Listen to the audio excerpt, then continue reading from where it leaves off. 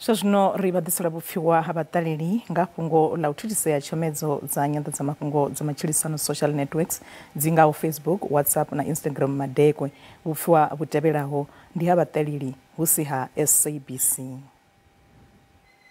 Zwo iteaho mulovha ngo ro pfa ro vhaisala nga maanḓa ende ro vha ri sa khou ḓivha uri hu khou itea mini, ro pfa zwo ri mangadza nga maanḓa ri tshi khou mangala uri hu khou itea mini kha dzi ṱhingothendeleki dza vhoriṋe. Nṋe kha u mulovha ha vhudavhidzani ha nnyi na nnyi ha WhatsApp, Instagram na Facebook ndo to kwamea nga uri ndi renga data hedzi dzine dza shuma ḓuvha ḽithihi fhedzi dzine wasi dzi shumise dza fhela ḽi tshi tsha ḽa matshelo dzi vha zwo fhelelwa.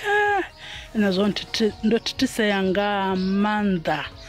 Ndo wana ndi si tshana na nungo, ndi tshi tsima founu ndi tshi dovha zwi soko fana, ndi tshi tsima founu ndi tshi dovha zwi soko fana. Mulovha ndo wana ndi sina na mutakalo wa mbango.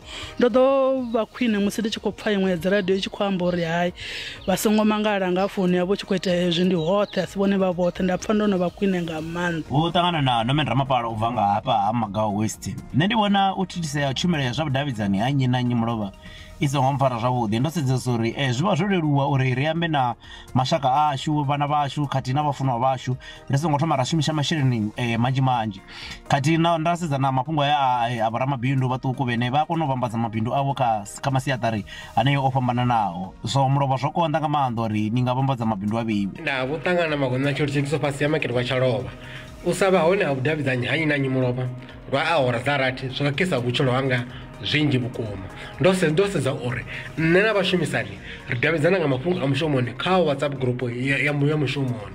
U sa vha hone ha vhudavhidzani zwo kwama kushumele kwashu nga maanḓa mulovha.